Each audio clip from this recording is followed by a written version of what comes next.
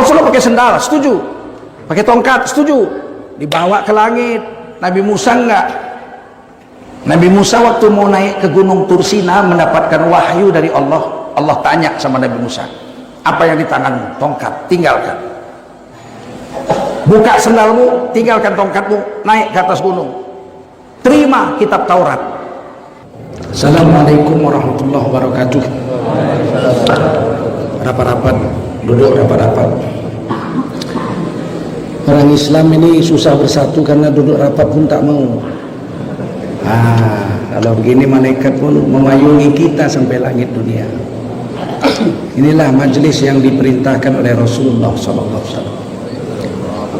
Hamdan wa syukran lillah, wa salatan wa salaman ala Rasulillah wa ala alihi wa sahbihi wa mawalah. Allahumma salli ala nabiyyina Muhammadin wa ala alihi wa sahbihi ajma'in. Amma ba'du, qala Allah ta'ala fi kitabihil karim, a'udzu billahi minasy syaithanir rajim. Bismillahirrahmanirrahim.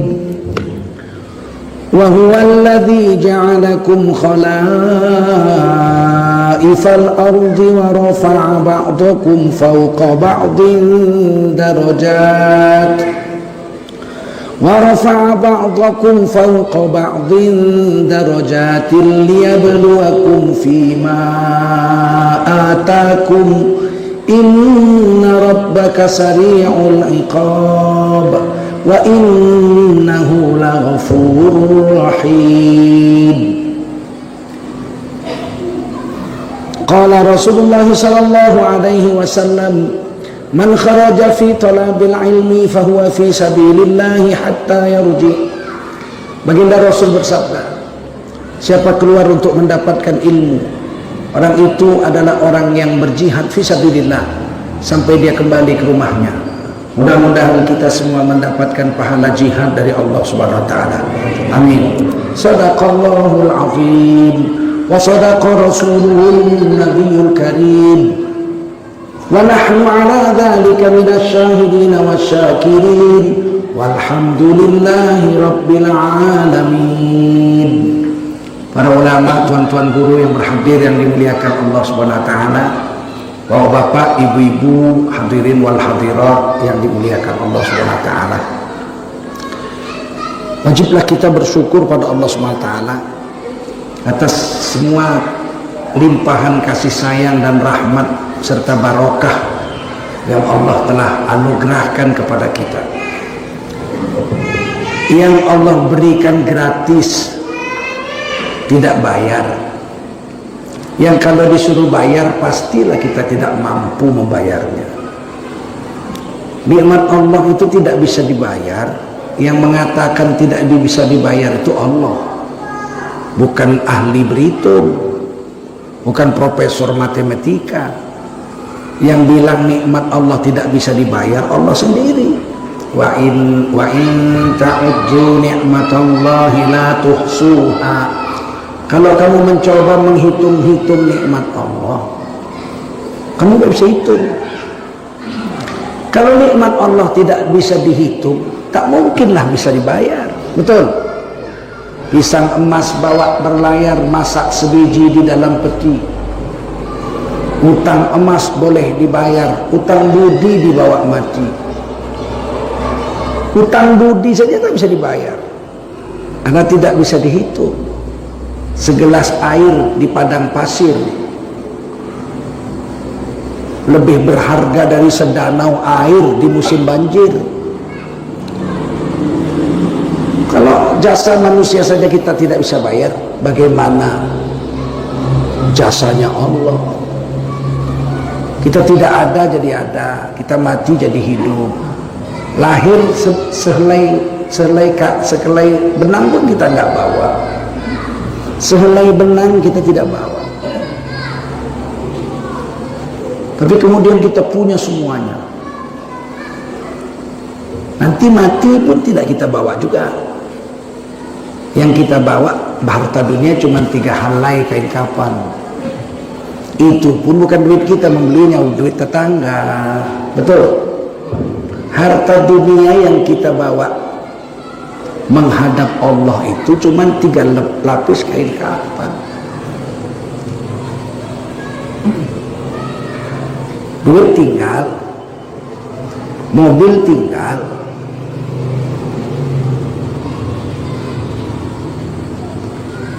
disiramkan air mawar ke kuburan kita pakai ceret itu diambil anak kita, ceret bawa itu dibeli Jeddah itu katanya, bawa pulang semua. Istri kita yang cinta sama kita pun tak mau ikut dikubur bersama kita. Ibu mau nggak ikut dikubur sama suami kalau suami mati? Mau nggak? Jawablah, mau nggak? Apalagi kami.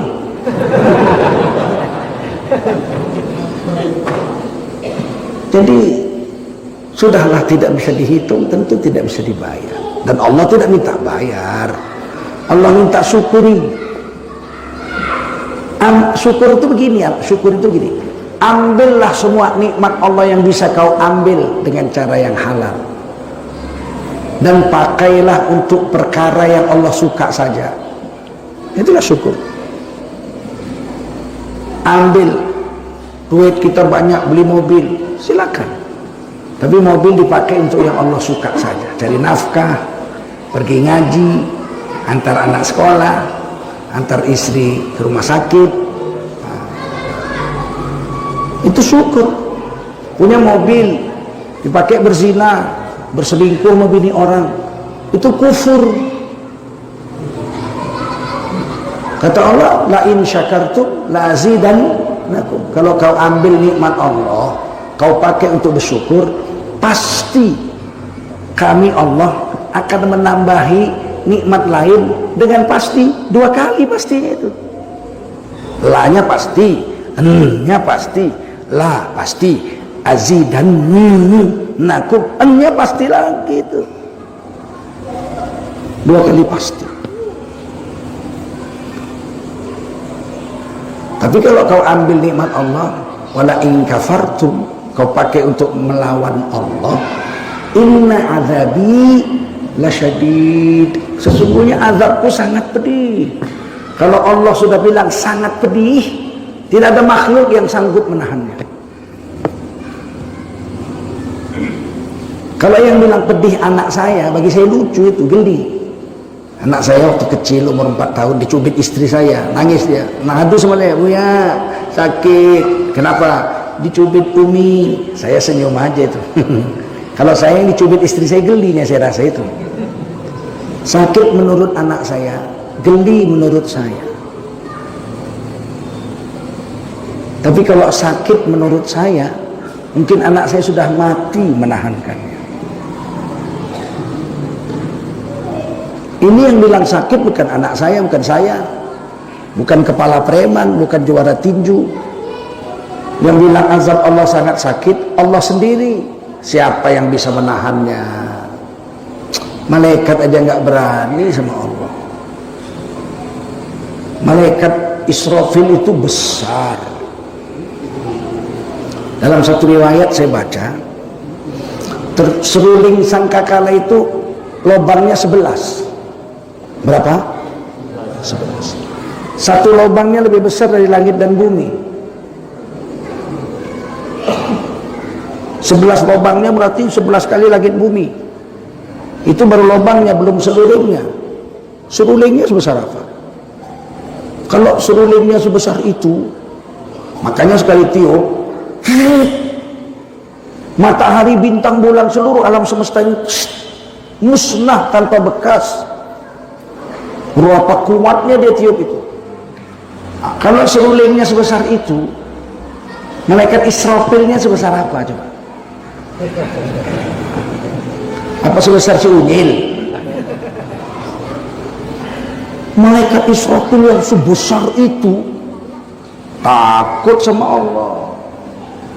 Sekarang kata Nabi Muhammad SAW waktu Nabi Isra dan Mi'raj, Nabi Muhammad lihat malaikat Israfil sudah berdiri melengketkan serulingnya ke mulutnya dan mengarahkan pandangannya ke arasy. menunggu perintah Allah untuk ditiup. Udah standby, jangan main-main. Nah sekarang kita tanya, dalam hadis itu Nabi melihat malaikat Israfil lengkap dari kepala sampai kaki. Berarti Nabi Muhammad hebat sekali waktu Isra dan Mi'raj itu. Oh iya, kekuatan Nabi Muhammad waktu Isra dan Mi'raj itu lebih hebat, lebih kuat dari malaikat sekalipun. Dalam perjalanan Isra dan Mi'raj itu Nabi Muhammad mengalami 3 perubahan kekuatan. Ketika naik Burak dari Mekah ke Palestina, itu kekuatan Nabi kekuatan manusia biasa, perjalanan darat. Tapi ketika dari Masjidil Aqsa naik ke Sidratil Muntaha, itu kekuatan Nabi sama dengan Jibril. Kalau enggak hancurlah nembus langit itu, terbakarlah habis. Sampai Sidratil Muntaha, malaikat Jibril berhenti. Malaikat Jibril bilang, saya sampai sini saja. Sidratil Muntaha ini batasnya saya. Buraq kembali ke surga Ma'wa. Nabi berhenti sebentar di situ. Inda Sidratil Muntaha. Pada saat di Sidratil Muntaha itu, indaha Jannatul Ma'wa. Di dekat Sidratil Muntaha itu ada surga namanya surga Ma'wa. Dari situlah Buraq berasal. Tapi Nabi Muhammad waktu sampai di Sidratil Muntaha, kekuatan Nabi itu memang sudah serupa dengan malaikat Jibril, sehingga Nabi bisa melihat malaikat Jibril dengan rupanya yang asli. Walaqad ra'ahu nazlatan ukhra. Sungguh Nabi Muhammad telah melihat bentuk malaikat Jibril yang asli 2 kali. Sekali waktu pulang dari Gua Hira. Pulang dari Gua Hira, malaikat Jibril menampakkan bentuk aslinya. Karena waktu di Gua Hira bentuk manusia. Nabi Muhammad suruh baca Iqra ma'ana biqari, aku enggak tahu baca, dipeluk, itu masih rupa manusia. Tapi waktu Nabi sampai di padang pasir perjalanan pulang, malaikat Jibril menampakkan dirinya dengan rupa yang asli. Dan Nabi Muhammad kemanapun dilihatnya wajah malaikat Jibril aja, saking besarnya malaikat Jibril. Timur, tenggara, selatan, barat daya, barat laut, utara, timur laut, atas bawah, Jibril semua. Sehingga Nabi Muhammad ketakutan, gemeter. Contohnya macam mana saya bikinnya? Contohnya nih, kertas ini saya genggam. Kertas ini melihat kemanapun tangan saya yang nampak, betul? Seandainya kertas ini semut, saya genggam, apa yang dilihat semut? Dimanapun dia melihat yang nampak apa? Tangan. Kira-kira kayak gitulah Nabi waktu jumpa malaikat Jibril itu, ketakutan. Nah keduanya adalah di Sidratil Muntaha. Nabi Muhammad sanggup melihat Jibril itu dari kepala sampai kaki. Kan berarti sama kuatnya itu.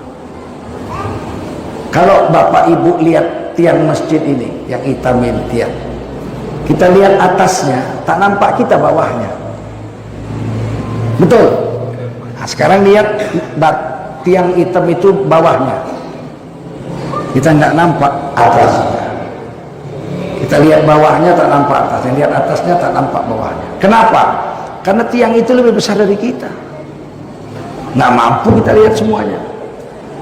Sekarang adik ini saya lihat lengkap dari kepala sampai kaki. Kenapa saya bisa lihat dia lengkap dari kepala sampai kaki? Bapak ini bisa saya lihat lengkap dari kepala sampai kaki, karena saya dengan bapak ini sama besar, besar saya pun. Paham? Malaikat Jibril bisa lihat, Nabi Muhammad bisa lihat malaikat Jibril dengan lengkap dari kepala sampai kaki di Sidratil Muntaha. Berarti malaikat Jibril waktu itu dengan Nabi Muhammad sama besar, sama kuat, sama hebat. Setuju? Setuju? Tapi malaikat Jibril bilang stop, saya nggak bisa lewat lagi, sini aja Sidratil Muntaha. Nabi mau berangkat lagi ke Raf sampai ke Mustawa. Buruk nggak ada, malaikat Jibril nggak ada, Nabi diangkat sendiri. Asra bi 'abdihi lailan, diangkat sendiri oleh Allah. Ketika Nabi melewati Sidratil Muntaha, masuk ke Raf-Raf sampai ke Mustawa, maka saat itu Nabi Muhammad SAW lebih kuat dari malaikat Jibril. Setuju? Karena malaikat Jibril kalau lewat hancur, hilang, musnah. Nabi Muhammad bisa lewat. Siapa lebih kuat? Siapa lebih kuat? Jadi waktu di Sidratil Muntaha Nabi lihat malaikat Israfil melengketkan surulingnya di bawah kaki Arash. Sebesar itu bisa Nabi lihat. Iyalah, orang Nabi lebih hebat. Waktu itu lebih kuat dari malaikat Israfil, dari malaikat Jibril. Itu pun takutnya setengah mati malaikat Jibril dengan malaikat Israfil itu kepada Allah Subhanahu wa ta'ala. Kalau malaikat Israfil sebesar itu, Allah sebesar apa? Allahu Akbar, tak ada lebih besar dari Allah, paling besar. Setuju? Ini belajar tauhid nih. Kalau malaikat yang sehebat itu la ya'sunallah, tidak berani melawan Allah. Wa ya'maluna ma yu'marun, mereka selalu mengerjakan apa yang diperintahkan Allah kepada mereka, tidak berani membangkang. Terus tiba-tiba manusia yang kecil-kecil ini berani membangkang. Kira-kira jijik nggak malaikat lihat itu? Hah?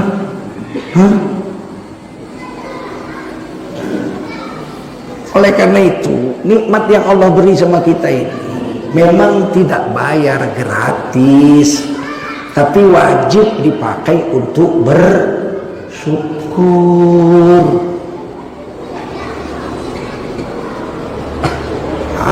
Itulah yang kita harus pelihara sampai mati. Maka betul kata Ustaz Jel tadi, ada harta itu cuman boleh dibelanjakan dalam 3 kategori saja. Berapa? Belanja itu dalam Islam 5 hukumnya, tapi yang boleh hanya 3. Belanja itu bahasa Arabnya nafkah, infak. Makanya orang dulu kalau ditanya, kemana bapak pagi-pagi mau pergi? Mencari nafkah, mencari nafkah, mencari belanja. Kalau kita bilang mencari nafkah, udah ada perintah Allah, anfiqu mimma razaqakumullah, infakkan kamu setiap saat ketika kamu dapat rezeki dari Allah. Jadi infak itu bukan setahun sekali, bukan sebulan sekali, bukan seminggu sekali. Infak itu tiap terima duit, tiap terima rezeki. Ada malaikat yang doa tiap subuh. Tadi ada doa-doanya, ya kan? Ya Allah, gantilah orang yang sedekah hari ini. Setiap subuh. Ya Allah, bikin bangkrut orang yang menahan hartanya. Itu hadis Bukhari. Karena memang yang diperintah tuh menafkahkan harta itu setiap dapat. Saya dokter, praktek di rumah sakit atau di rumah saya. Malam itu dapat 10 pasien, bayar 200.000 satu orang. Saya dapat 2 juta malam itu. Anfiqu mimma razaqakumullah. Jangan dibawa semua yang 2 juta itu. Bagi untuk agamamu. 1/10-nya. Berarti kalau saya dapat pasien 10, 200 satu orang, yang 9 bawa pulang duitnya, yang 1 tinggal, baru bagi-bagi sama yang lain.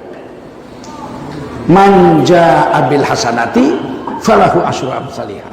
Siapa melakukan 1 kebaikan, Allah bayar 10 kali lipat. 10 pasien kita dapat duit, 9 bawa duitnya pulang, 1 untuk agama. Bangkrut nggak kira-kira? Bangkrut nggak? Enggak, kita jual jeruk laku 10 kilo. Untungnya bukan modalnya, Bu. Modalnya nggak diganggu. Untungnya yang 10 kilo itu, untung yang 9 kilo kita bawa pulang. Untung yang 1 kilo kita bagi-bagi untuk agama. Kira-kira bangkrut nggak? Kita jual ayam laku 10. Uang laku yang ayam yang 9 itu untungnya kita bawa pulang. Yang 1 untungnya kita bagi sama orang-orang miskin untuk agama. Kira-kira bangkrut nggak? Tapi mana mau orang sekarang sedekah 1/10, 1/100 saja gemetarnya 2 jam.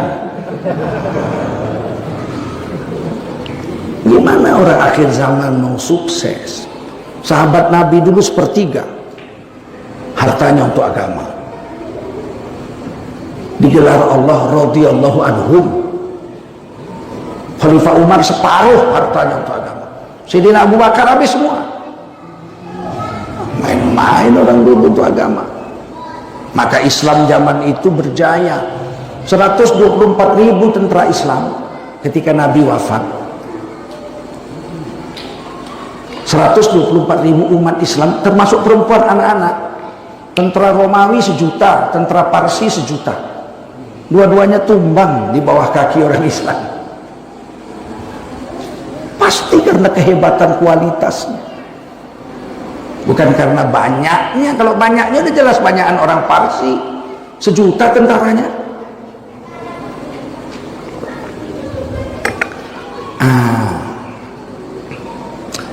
Infak itu 5 hukum. Yang pertama, infak yang wajib. Apa infak wajib? Zakat.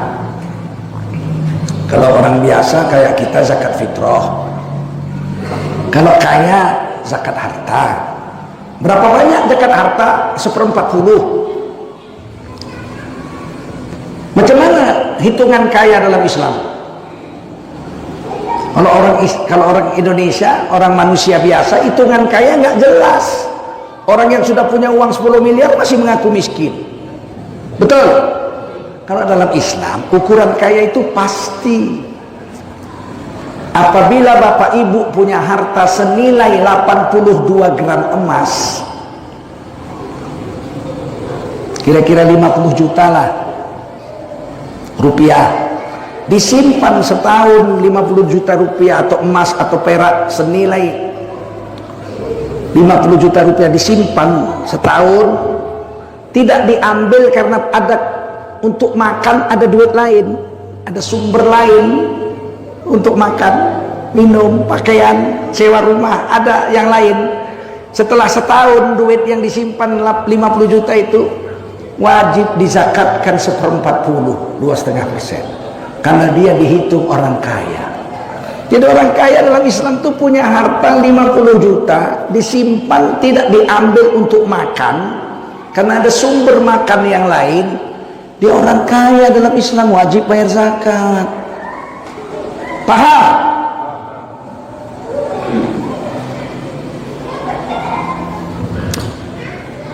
Zakat wajib. Yang kedua apa? Beli baju.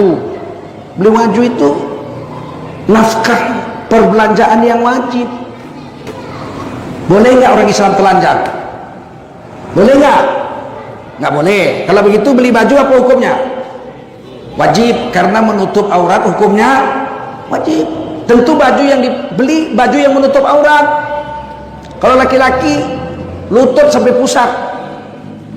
Kalau ada orang kaya atau orang miskin beli baju celana pendek nampak pahanya, laki-laki, haram hukumnya, sebab pakaiannya tidak menutup aurat.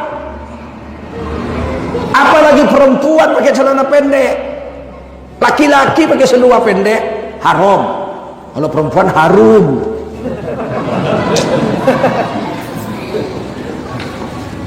Belanja yang wajib termasuk membeli baju untuk menutup aurat.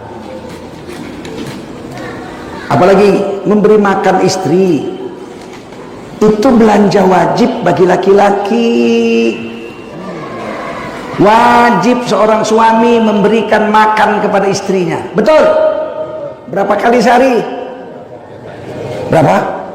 3. Mak Jang. Ibu berapa kali sehari? 3. Patutlah gemuk. Laki-laki itu, suami itu wajib memberi istrinya makan sehari sekali. Berapa? Sehari. Ibu kalau dikasih makan suami sekali sehari mati apa enggak? Mati ya? Ya cukup. Kan yang penting jangan mati. Sekali sehari wajib. Yang kedua sunat. Yang ketiga sunat. Jadi kalau kita kasih makan istri sekali wajib, 2 kali sunat, makan yang ketiga sunat. Kalau 4 kali sehari, kata Imam Ghazali, kalau ada manusia makan 4 kali sehari, buatkan kandangnya. Berarti bukan manusia dia. Sama dengan wudhu. Wudhu itu basuh pertama hukumnya wajib fardu, basuh kedua sunat, basuh ketiga sunat, basuh keempat makruh. Benci Allah menghabis-habiskan air. Paham? Bahasa Arabnya musrif, berlebih-lebihan.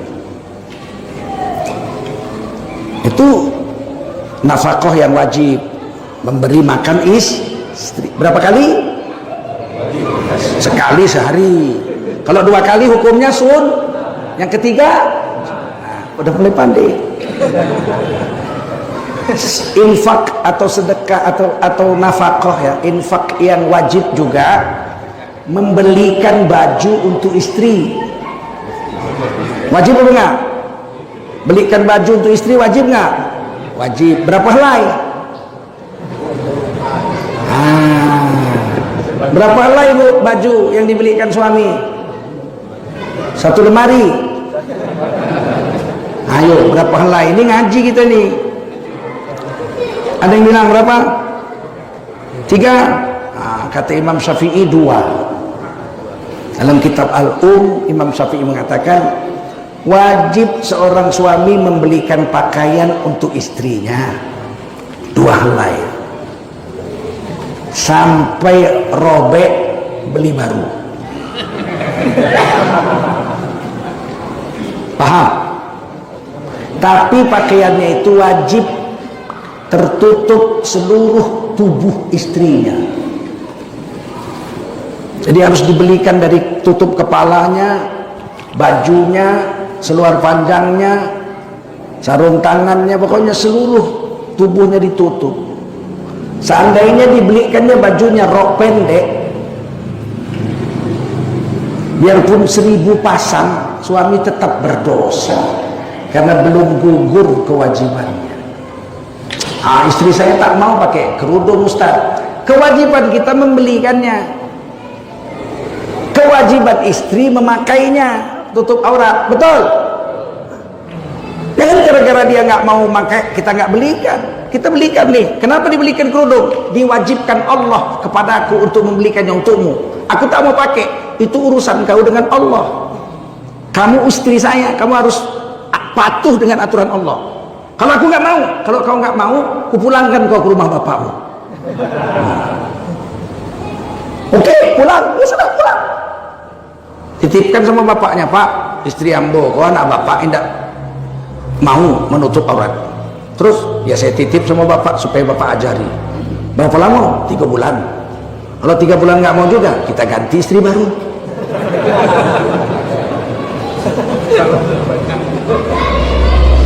Adusi banyak ya nak. Cari yang soleh ya nggak, ngapain susah-susah. Umur sudah 60 masih pakai rok sepan. Kucing aja udah nggak selera lihat dia. Kewajiban, jadi itu nafkah yang wajib. Memberi pakaian berapa setel? Untuk siapa? Istri. Paling banyak. Nah, kalau 2 setel wajib, 3 setel sunat, 4 setel sunat, 5 setel sunat, 6 setel sunat, 7 setel sunat. Paling banyak 40 setel. Berapa? Siapa yang punya pakaian tidak dipakainya 40 hari, maka pakaian itu melaknat yang mempunyai pakaian itu. Dilaknat dia oleh baju itu. Baju kita nggak kita pakai 40 hari, dia melaknat kita. Ayo. Saya baju saya 7. Selama perjalanan dakwah ini saya bawa 5. Masih ada 2 tinggal di rumah. Cuman karena bentuknya sama, orang nggak tahu baju saya 7. Warnanya sama, bentuknya sama. Baju saya 7 Pak, lebih dari 7 saya bagi orang. Ngapain susah-susah? Ini kadang-kadang perempuan ini yang paling susah. Baju disimpan, baju SMP disimpan, baju SMP. Anaknya buka lemari mamanya, apa ini mak? Baju SMP. Siapa punya? Mama punya. Udah berapa tahun? 45 tahun. Ngapain ya disimpan mak? Oh, kau nggak tahu. Inilah kali pertama waktu aku pakai baju ini. Dicubit bapakmu pipiku di bawah pohon jambu waktu 17 Agustusan. Untuk apa itu? Ini perempuan ini punya perasaan 9. Kalau kita perasaan kita 1, laki-laki kurang perasaan. Kalau perempuan perasaan 9, tapi jangan hanyut dengan perasaan. Perempuan ini kan aneh, memang makhluk yang aneh dia. Makanya ada agama. Agama itu mengatur perasaan kita jangan sampai melanggar agama. Mengatur akal kita jangan sampai akal kita melanggar aturan agama. Mengatur nafsu kita agar nafsu kita jangan melanggar aturan agama. Atiullah wa atiur rasul. Taat sama Allah wa Rasul. Wa may yuti'illaha wa rasulahu faqad faz. Siapa yang bisa mengatur akalnya, perasaannya dan nafsunya untuk taat sama Allah wa Rasul, orang itu telah sukses. Faqad faza fawzan 'azima. Telah sukses dengan kesuksesan yang agung. Ada satu lagu zaman dulu tahun 60-an cerita tentang perasaan perempuan. Judulnya Amplop Kosong. Amplop Kosong judulnya. Dengar baik-baik syair ini. Ini pelajaran bagi saya. 10 tahun yang telah lalu, di waktu pagi yang cerah, datanglah sepucuk suratmu yang telah lama ku nantikan. Betapa riang rasa hatiku tak dapat ku ceritakan. Segera ku buka sampulnya dengan debar perasaan. Tetapi apa dayaku, di saat itu kecewa. Yang ku terima hanyalah sampul kosong belaka. Aduh, sial betul. Walaupun hatiku remuk redam, sampulnya ku simpan jual 10 tahun. La ilaha illallah. Sampul kosong disimpan 10 tahun agar jadi kenang-kenangan selama hidupnya. 70 tahun mau disimpannya. Tolol. Betul nggak? Sedangkan yang ngirim sampul itu udah punya cucu 17. Yang meletakkan perasaan itu Allah. Betul. Saya tidak kuasa melawan perasaan saya. Mesti dilawan. Perasaan itu tidak boleh diikutkan. Dia harus diikat dengan aturan Allah Subhanahu wa ta'ala. Udah jadi bini orang masih dibayang-bayangkannya. Sepuluh yang sudah kita tak bertemu, ku rasa engkau kini tak sendiri lagi. Namun jika kau dengar syair lagu ini, jujur saja aku masih merindukanmu. Kurang ajar.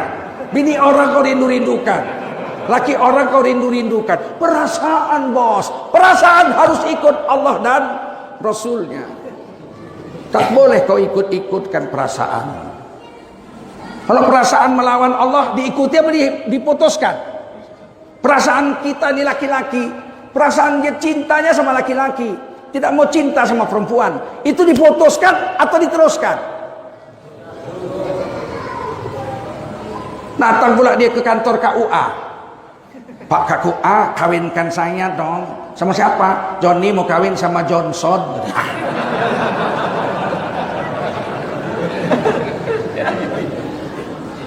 Islam Memberitahu perasaan itu dari Allah, anugerah Allah.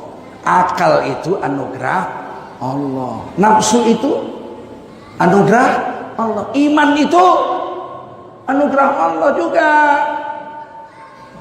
Terus siapa yang paling berkuasa di hati kita itu? Imankah, nafsukah, akalkah, perasaankah?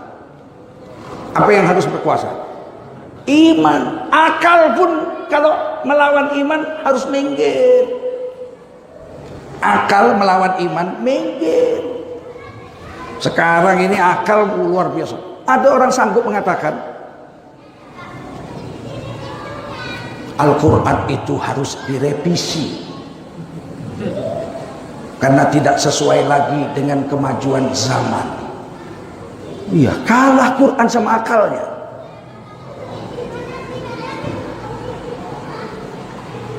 Katanya lagi, semua manusia kalau berbuat baik akan masuk ke surga, apapun agamanya. Apapun agamanya. Apapun agamanya.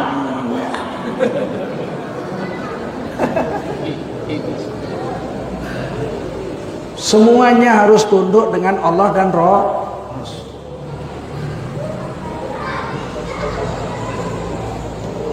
Ini yang wajib, belanja yang wajib. Termasuk membangun masjid. Tidak sunat bangun masjid. Tergantung keadaannya. Kalau di desa ini telah ada 40 laki-laki dewasa yang sehat, jadi tidak peka, tidak buta, tidak bisu, sehat, tidak gila, tidak setengah gila. Ini banyak orang setengah gila, Pak. Zaman sekarang ini. Orang ustadz datang ke masjid diusir, nggak boleh ceramah, kan setengah gila itu. Giliran anjing masuk masjid dibela, kan setengah gila itu. Ustadz mau ceramah di masjid diusir, anjing masuk masjid dibela. Ini orang waras apa setengah gila nih? Banyak orang sekarang setengah gila. Kalau di kampung ini, kampung apa namanya nih? Payunibung. Ada 40 laki-laki dewasa yang sehat, maka wajiblah kampung Payanibung ini membuat sebuah masjid, menginfakkan hartanya untuk membangun masjid yang pertama di kampung itu. Hukumnya wajib. Berdosa satu kampung ini nggak ada masjid. Di kampung ini wajib ada 5 kali azan.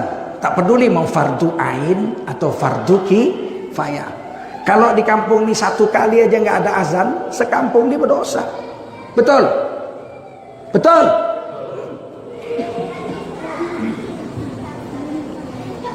Membangun madrasah.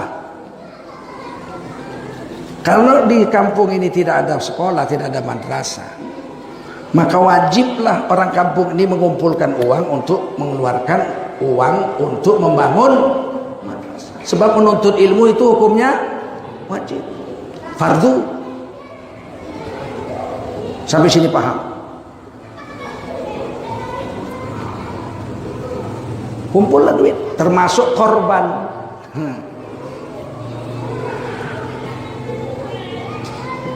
Oh, korban sunat kalau mazhab Hambali yang wajib. Kita lewatkan. Jadi belanja yang wajib itu banyak macam. Kalau kita tahan harta kita nggak kita belanjakan, kita berdosa. Untuk yang wajib. Yang kedua, infak yang sunat. Infak itu ada yang sunat, bukan wajib semua. Misalnya apa? Membeli tutup kepala.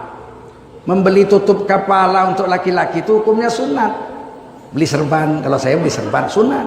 Bapak beli peci sunat. Sebab Rasulullah tidak pernah membuka kepalanya yang mulia kecuali waktu berpakaian ihram saja. Sehingga ada hadis mengatakan tidak boleh memakai tutup kepala bagi laki-laki yang sedang berihram.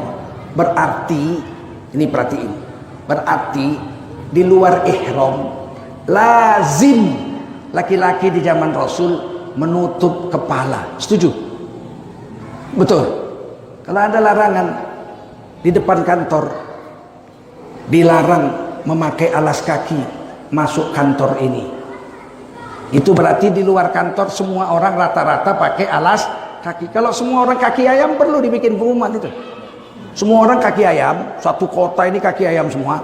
Perlu nggak ditulis di kantor? Dilarang pakai alas kaki. Perlu nggak?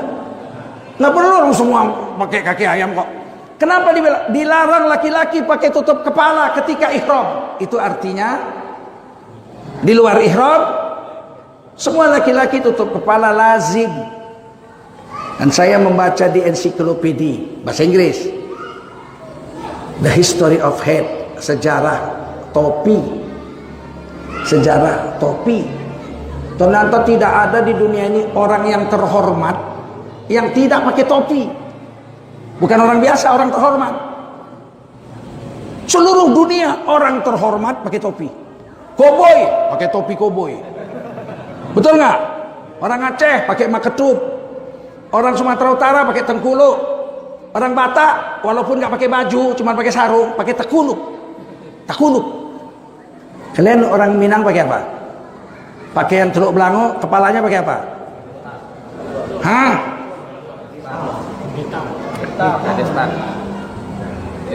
Gestar. Deta. Kalau orang Jawa pakai belangkon. Betul. Orang Papua nggak pakai baju, cuman pakai koteka saja. Koteka itu labu, tahu labu? Labu dikeringkan, dibuang isinya, tutupkan ke senjatanya itu. Tapi kepalanya ditutupnya pakai bulu burung. Itu berarti orang terhormatnya, kepala suku itu. Betul. Orang Cina pakai tutup kepala, betul. Apalagi orang Arab, orang India. Tidak ada bangsa di dunia ini yang orang-orang terhormatnya, raja-rajanya, panglima-panglimanya yang tidak pakai tutup kepala. Setuju?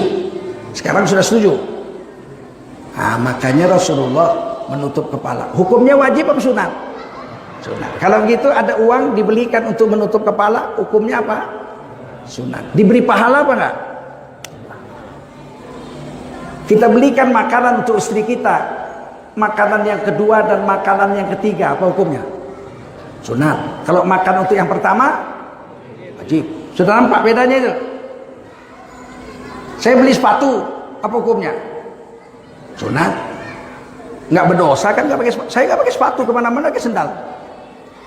Kalau saya beli sepatu, hukumnya sunat. Saya beli sendal, hukumnya sunat. Nggak pakai sendal pun tak berdosa. Tapi Rasulullah pakai sendal. Rasulullah pakai sendal. Dibawa ke Sidratil Muntaha, jangan main sendal Rasul. Rasulullah pakai sendal, setuju. Pakai tongkat, setuju. Dibawa ke langit. Nabi Musa enggak. Nabi Musa waktu mau naik ke Gunung Tursina mendapatkan wahyu dari Allah. Allah tanya sama Nabi Musa, apa yang di tanganmu? Tongkat, tinggalkan. Buka sendalmu, tinggalkan tongkatmu, naik ke atas gunung. Terima kitab Taurat. Nabi Musa naik Gunung Tursina, menerima kitab Taurat dari Allah, 10 perintah Tuhan, 10 commandment bahasa Inggrisnya. Tongkat tinggal, sepatu tinggal di bawah gunung. Nabi Muhammad enggak. Nabi Muhammad Isra dan Mi'raj pakai jubah, pakai serban, pakai tongkat, pakai cincin, pakai sepatu, naik ke langit. Sampai ke Sidratul Muntaha, lewat lagi Raf-Raf sampai Mustawa, masih pakai sendal. Tidak ada perintah meninggalkan sendalnya. Betul? Betul apa enggak? Makanya Nabi itu luar biasa. Sampai di Mustawa kena nur, keagungan Allah. Allah tidak tinggal di Mustawa. Maha suci Allah dari memerlukan tempat. Tapi kenapa Nabi Isra dan Mi'raj berdialognya di Mustawa dengan Allah? Karena Nabi setinggi apapun derajatnya, dia tetap makhluk ciptaan Allah. Makhluk, walaupun Nabi yang paling tinggi sekalipun masih memerlukan tempat. Bukan Allah di situ. Nabi Musa naik ke Gunung Tursina dapat wahyu, apakah Allah ada di Gunung Tursina? Ada nggak? Enggak, itu keimanan Yahudi aja. Yahudi kalau ditanya di mana Tuhan? Di Gunung Tursina. Kenapa? Karena Tuhan jumpa sama Nabi Musa di situ. Nabi Muhammad itu manusia, beliau perlu tempat mustawa, tapi Allah tidak di situ. Begitu agungnya kena nur keagungan Allah, sehingga para sahabat itu dalam hadis sahih mengatakan, kalau sakit demam, sahabat akan datang ke rumah istri Nabi, Siti Aisyah. Ditanya, ibu, apakah masih ada jubah Rasulullah disimpan? Siti Aisyah radhiyallahu anha mengatakan, ada. Tolong rendamkan jubah Rasul, airnya mau diminum untuk obat. Rendam airnya, diminum, sembuh. Jubah Nabi sudah dibawa ke langit, direndam, diminum, airnya jadi obat. Ini hadis sahih, Pak. Kalau jubah saya jangan, tambah mencret lagi lihat.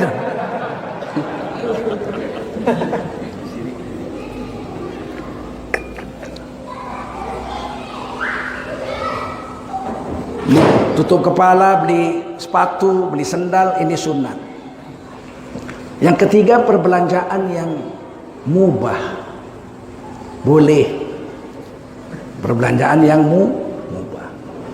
Mubah itu apa? Yang boleh lah, apa mau dibeli? Mau beli sate dangung-dangung, hukumnya sunat, wajib atau boleh? Boleh. Saya kalau hari ini nggak mau makan sate dangung-dangung, saya mau makan rendang Padang, boleh nggak? Mubah, boleh. Besok saya sarapan pagi mau makan lontong, lontong ketupek sayur, ketupek paku, pucuk paku, boleh nggak? Tiba-tiba pagi-pagi sakit perut saya, nggak jadilah makan ketupek pucuk paku padeh, saya tukar aja makan bubur ayam, boleh nggak? Memang perbelanjaan yang seperti itu boleh, silakan aja. Malam ini saya mau makan kentang goreng aja, saya beli kentang goreng 10.000. Perbelanjaan itu disebut perbelanjaan yang mubah. Yang keempat, perbelanjaan yang makruh. Allah nggak suka, Allah benci. Makruh itu Allah benci. Karohiyah, karoha, makruh, Allah benci. Apa itu? Bali jariang, iyam kalian semua. Beli jengkol, jengkol hukumnya kalau dimakan. Jengkol itu hukumnya makruh kalau dimakan. Kalau ditengok, ditengok tidak. Kalau dibeli, makruh. Belanjanya hukumnya jadi dimakan hukumnya makruh. Masih makan juga, udah tahun 2019. Berhentilah makan jengkol, masih banyak makanan lain yang sedap, ya kan? Jangan gara-gara presiden suruh berhentikan menanam sawit tukar jengkol. Belanja beli jengkol makruh untuk dimakan. Petik. Yang kelima, belanja yang haram. Infak, belanja tapi haram. Misalnya apa? Beli minuman keras, hukumnya apa? Haram. Membayar pelacur untuk berzina, hukumnya apa? Belanja juga infak tapi haram. Bayar kupon judi. Ada lagi judi sekarang? Masih ada? Masih? Adukanlah ke polisi. Percuma Pak, polisinya juga ikut. Ampunlah kita. Beli kupon togel itu juga haram. Jadi perbelanjaan dalam Islam itu ada 5, tapi yang dibolehkan hanya 3. Ada yang diberi pahala berapa? 2. Yang wajib dan yang Ada duit, pergi haji. Untuk haji yang pertama, itu perbelanjaan yang wajib, hukumnya fardu. Setuju? 5 tahun kemudian dia naik haji lagi, dia bayar lagi 70 juta. Dia naik haji yang kedua 5 tahun kemudian. Yang kedua itu perbelanjaan yang hukumnya sunnah. Ngerti ya? Orang Islam tidak boleh uangnya untuk yang haram. 17 Agustus panitia datang, saya nggak kasih duit. Nggak berani Pak ke rumah saya minta itu. Sejak muda nggak berani. Minta sumbangan apa? Mau 17 Agustus. Acaranya apa? Ya organ tunggal Pak. Penyanyi perempuan jogetnya lebih hot dari ulat bulu disiram bensin. 1 rupiah pun aku sumbang.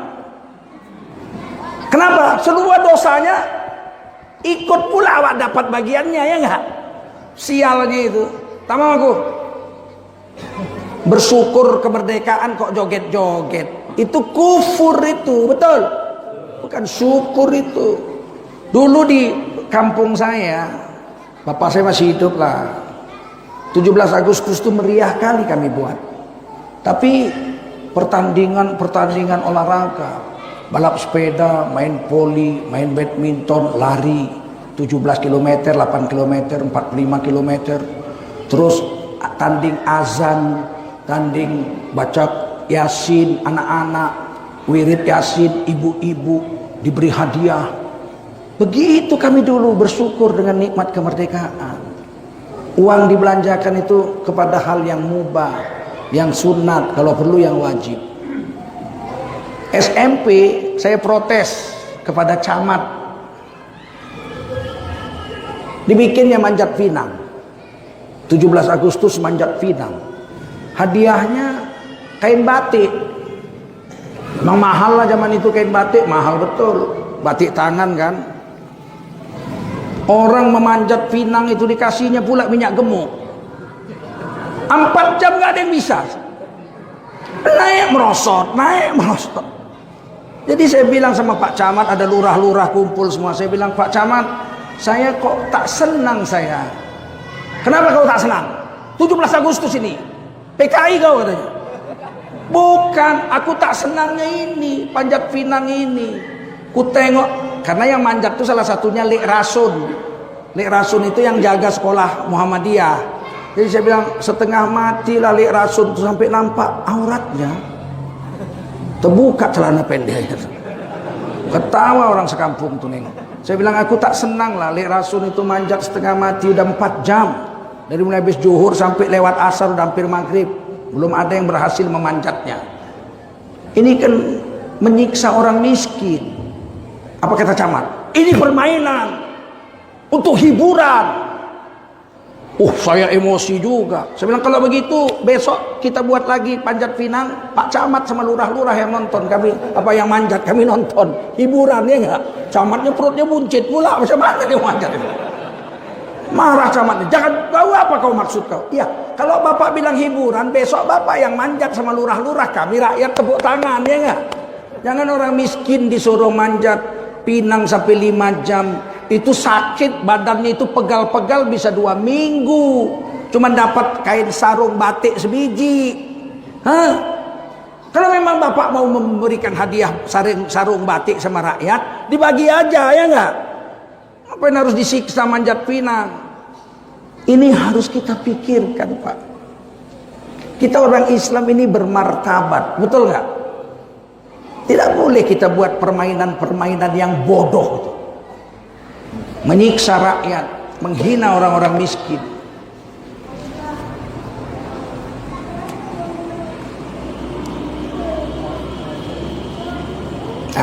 Baik, kita teruskan.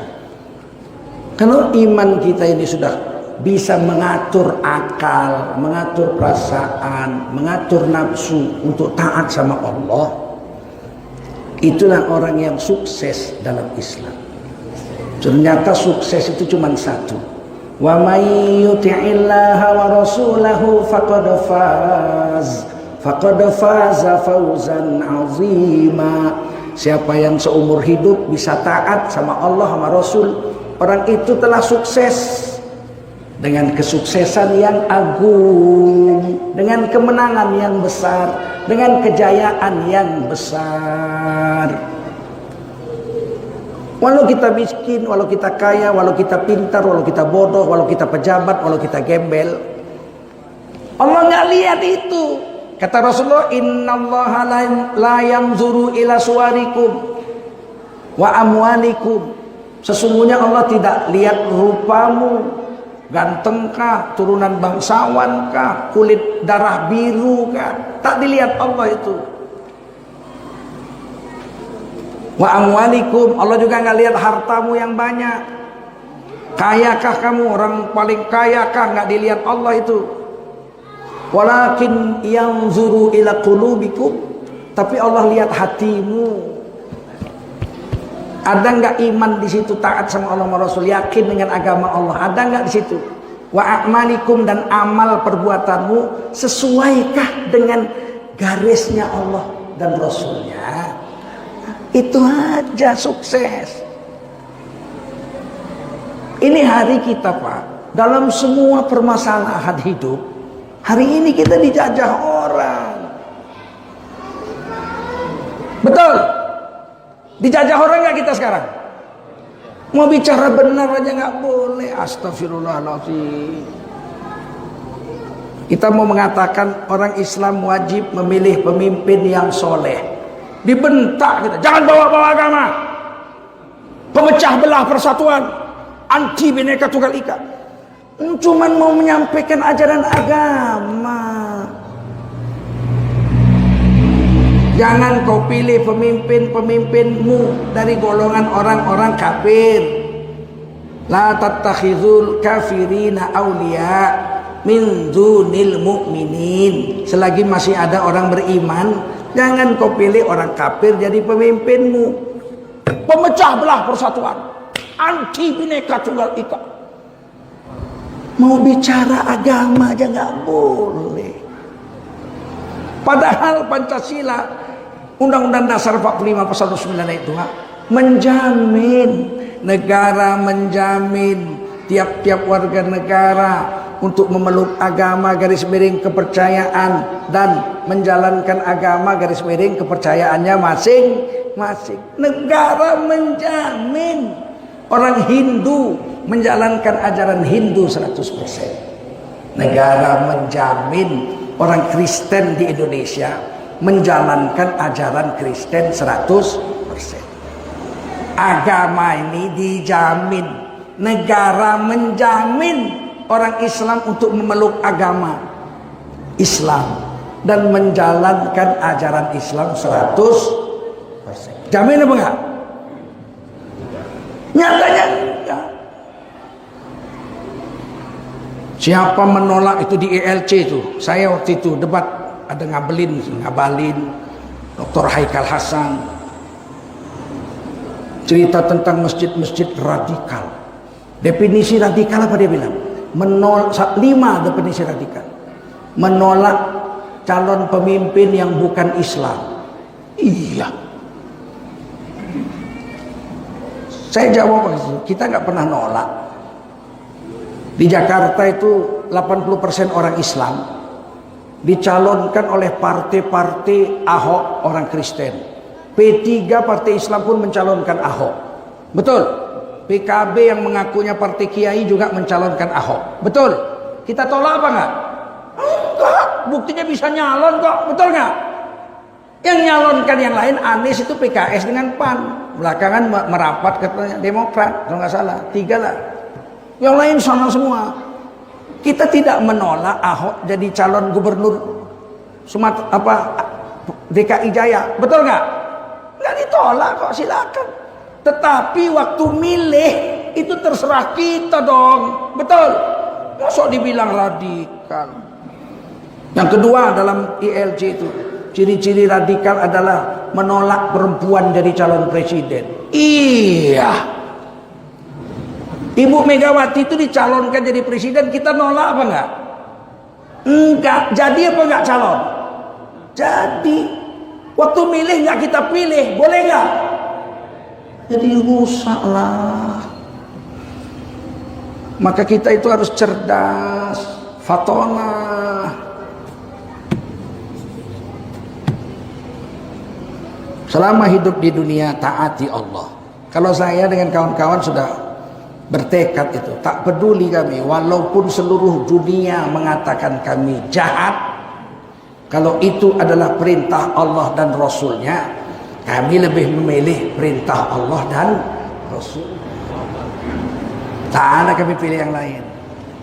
Mau bilang kita harus menolak ustaz-ustaz yang mau merubah negara Indonesia. Siapa yang mau merubah negara Indonesia? Nggak ada. Apalagi kita orang Minang. Ratusan tahun sebelum Republik Indonesia ada, Kerajaan Minangkabau sudah ada. Setuju? Kita ini negara dulu. Negara Minangkabau, betul? Ada hukumnya. Adat bersendi syarak, syarak bersendi kitab Allah. Ada rajanya, betul?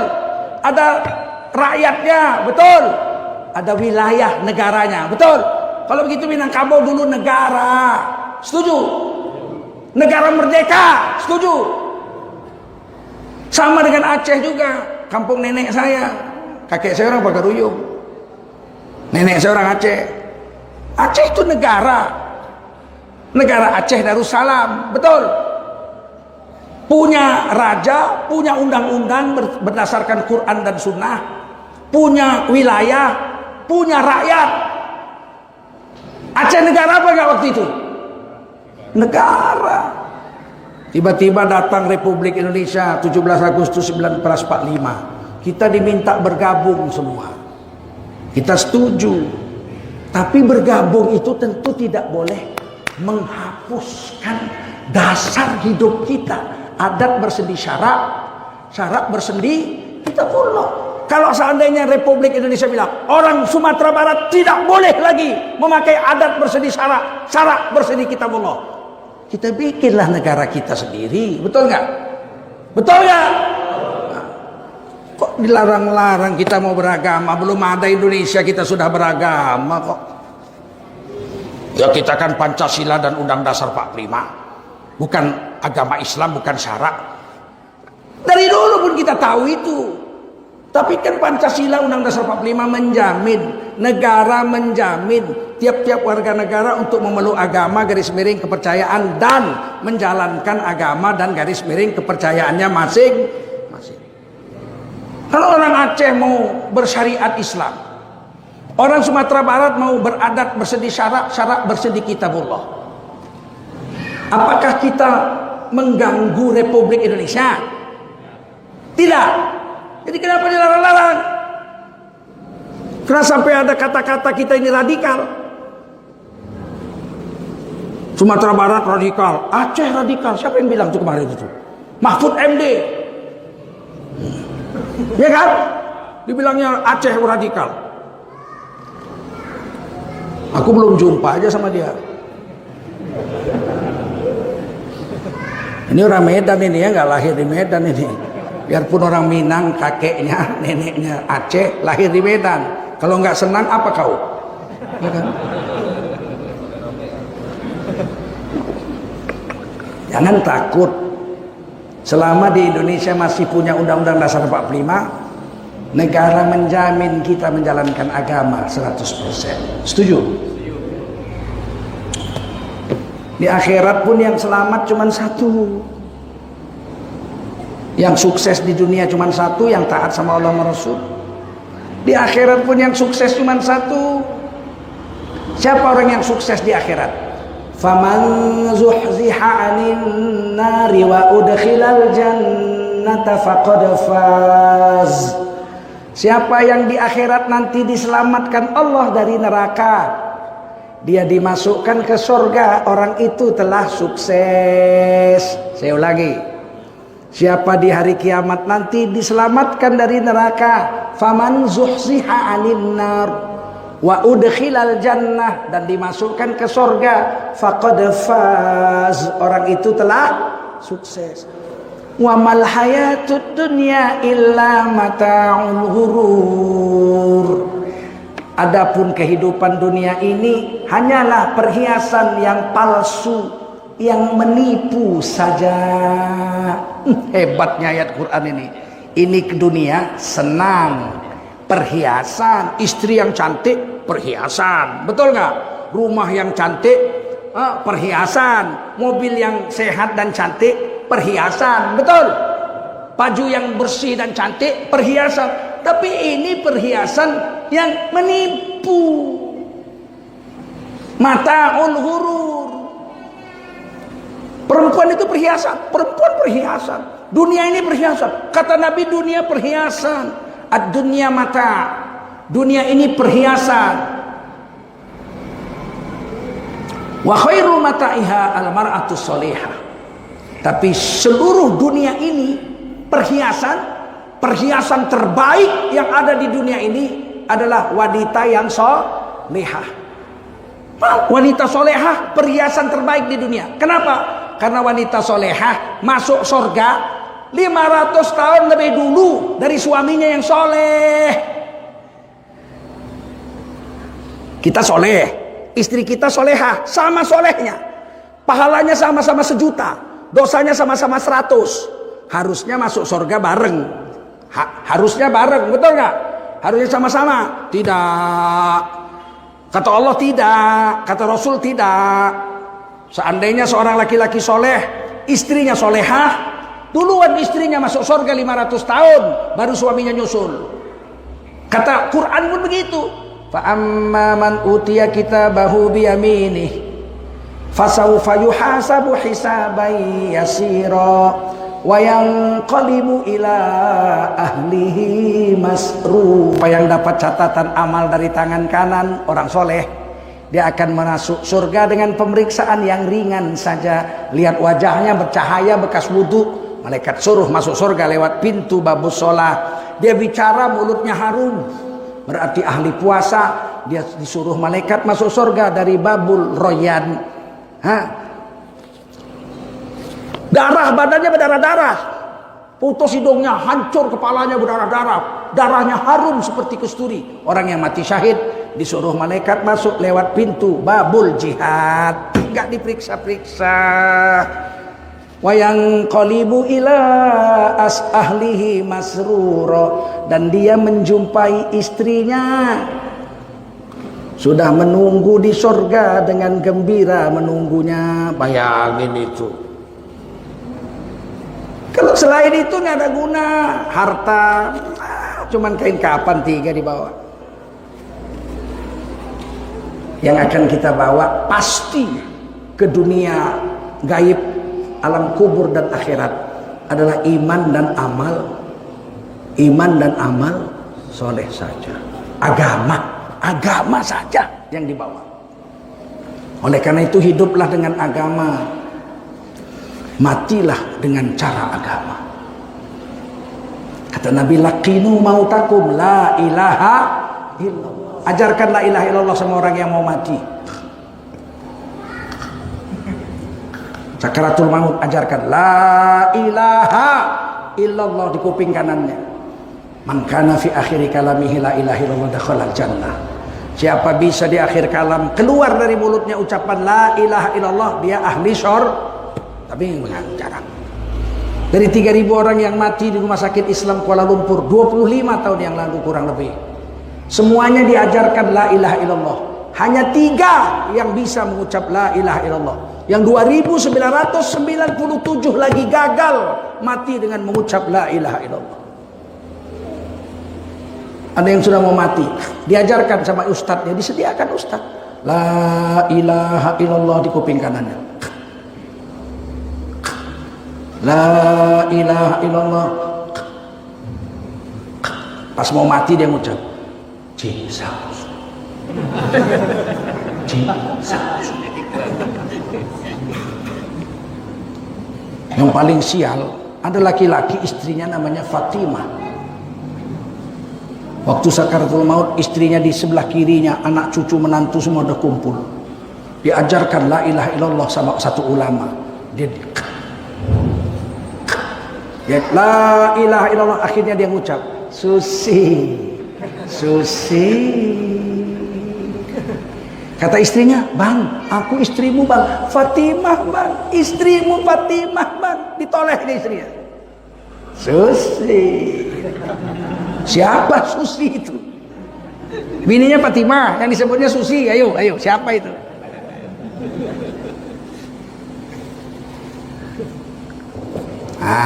Mudah-mudahan ceramah yang singkatnya ada manfaat ya. satukan barisan kaum muslimin. Mulai besok rebut ekonomi. Caranya bagaimana? Jangan ada orang Islam yang belanja kecuali sama tetangganya saja. Kalau kita 3 kali makan nggak? 3 kali, saya pun 3 kali. Sepiring-sepiring tapi nggak boleh tambah. Ya, kalau tambah 2 piring makan, 3 kali makan 6 piring. Sakit gula lah. Makan 3 kali sepiring-sepiring. Seandainya sekali makan 6.000 rata-rata 6.000. Jadi satu hari itu 17.000 ya, 18.000, 17.000 sehari 3 kali makan. Sebulan rata-rata 500.000 sebulan, 500.000 sebulan. Itu berarti orang Indonesia sudah menyumbang untuk negara kesatuan Republik Indonesia sebulan itu 115 triliun. Kan main-main. Orang Indonesia ini 262 juta, 88,7% Islam. Berarti orang Islam itu 230 juta rata-rata di Indonesia. Kalau 230 juta rakyat Indonesia itu sehari 17.000, sebulan 500.000, berarti sebulan kita telah belanja 115 triliun. 230 juta kali 500.000. Infak, nafkah kita 115 triliun sebulan. Setahun 1.450 triliun. APBN negara kita aja cuma 1.500 triliun. Tapi kita tidak dihargai hari ini karena kita belanja ke mall-mall, bukan kepada tetangga kita. Mulai hari ini coba sama tetangga. Setahun ini kaya tetangga kita, setuju? Nggak ada sama tetangga, warungnya kecil, beli ke pasar tradisional. Di sini pasar tradisional milik Pemda, pasar apa? Pasar Ibu. Situlah. Kalau mal-mal itu Pak, milik orang siapapun kita tak tahu. Masuk duit sama dia disimpannya di Singapura. Mana mau dia simpan di sini? Hancurlah kita Pak. Kita ini sekarang nggak kuat, kenapa? Karena duit kita nggak pulang. Taipan tuh jual teh ke luar negeri. Tehnya teh kita Pak. Teh halaman panjang ya. Teh kerinci, teh kita dijual ke luar negeri, dapat duit dolar lah, komoditi kok, bukan jengkol yang dijual ini. Teh, kalau jengkol, keripik jengkol siko lah jariang ya tak? Duitnya rupiah, ini duitnya duit dolar Pak, komoditi namanya, ekspor, tap dijual teh kita dijual, dapat duit rupiah, apa dapat duit dolar? Bukan disimpan di bank kita Pak, disimpan di Singapura, namanya bocor. Apa namanya? 1.000 triliun Pak setahun yang bocor Pak. Kata KPK 2.000 triliun. Dijualnya karet kita Pak, dapat dolar, simpannya Singapura. Dijualnya kopi kita, sawit kita, minyak CPO kita, dijualnya, duitnya simpan Singapura. Mati gak negara ini 10 tahun? Mati gak? Siapa yang menyokong negara ini sekarang? Ya kita yang kecil-kecil ini. 500.000, 500.000. Sebulan 115 triliun, setahun 1.450 triliun. APBN negara hanya 1.500 triliun. Masih mau belanja ke mall? Ibu masih mau? Ini kadang-kadang ibu-ibu nih belanja ke mall 50.000, 3 jam baru pulang.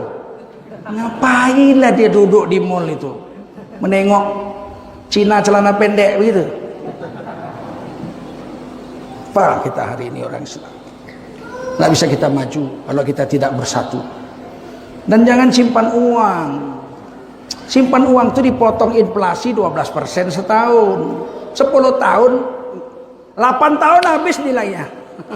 Ini kita simpan duit 10 miliar nih. 8 tahun yang akan datang nggak ada harganya lagi, udah habis. 1 Satu tahun kan 12% tuh inflasi. Setahun 120, 10 tahun 120%. Nggak ada guna lagi duit 10 miliar 10 tahun. Udah dipotong pajak, dipotong inflasi. Makanya nenek-nenek kita dulu menyimpan emas, bukan menyimpan duit. Betul? Emas itu makin hari makin naik, bukan makin turun.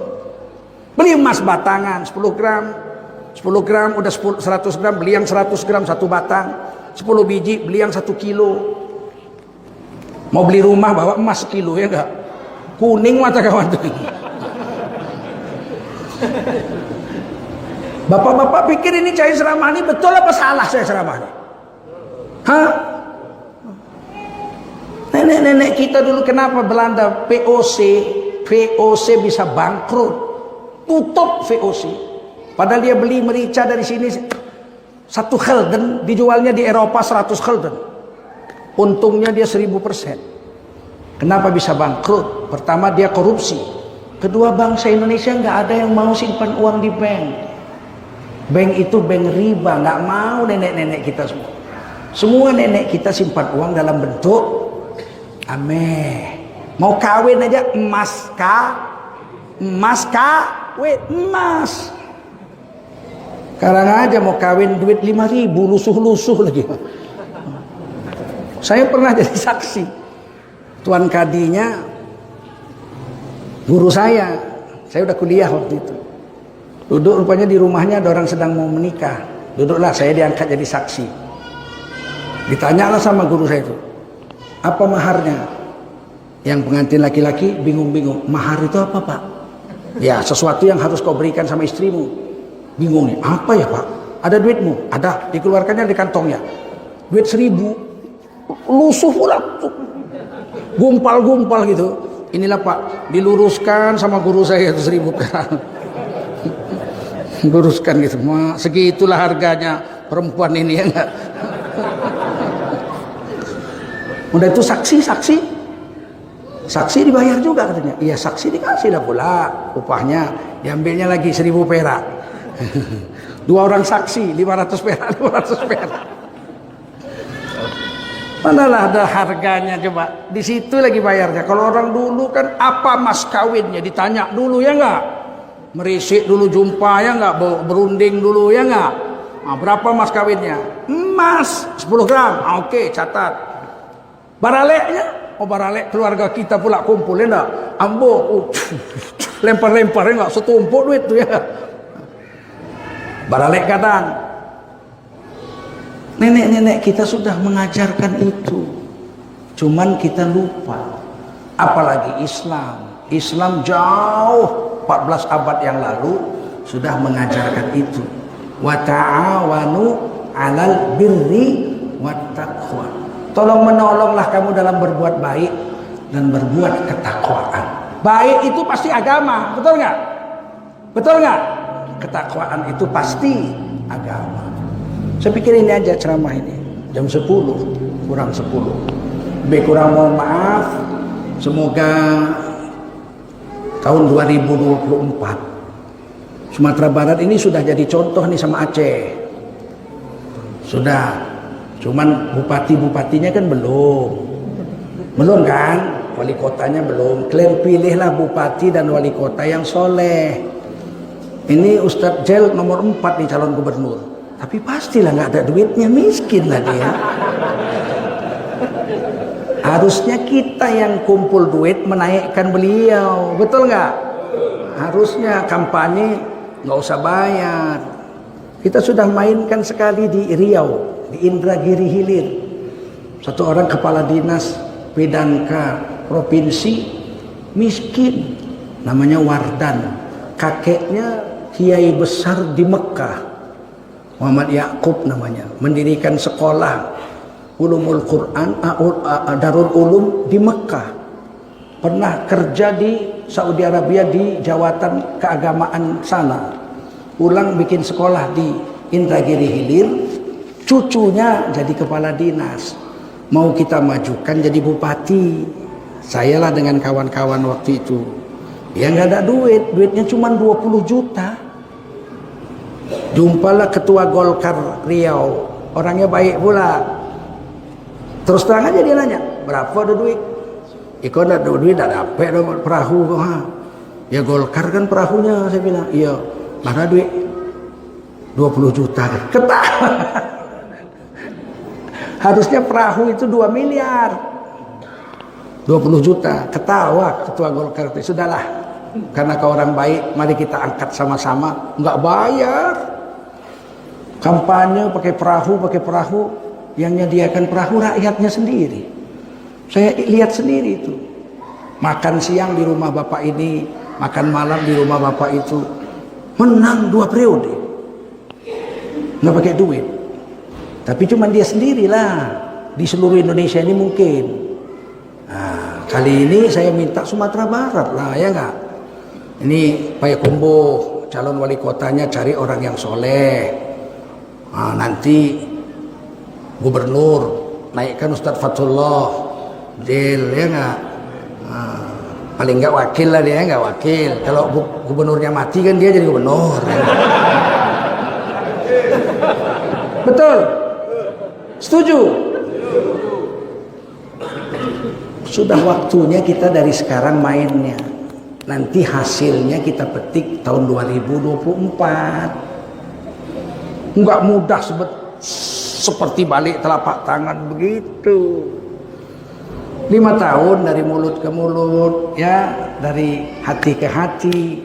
Insya Allah Allah meridhai perjuangan kita, menjadikan Minangkabau menjadi negeri yang adat bersendi syarak, syarak bersendi kitabullah. Baldatun thayyibatun wa rabbun ghafur.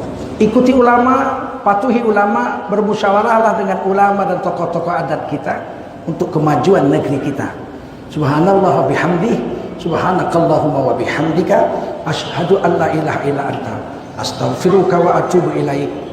Subhana rabbika rabbil izzati amma yasifun, wa salamun alal mursalin, walhamdulillahi rabbil alamin.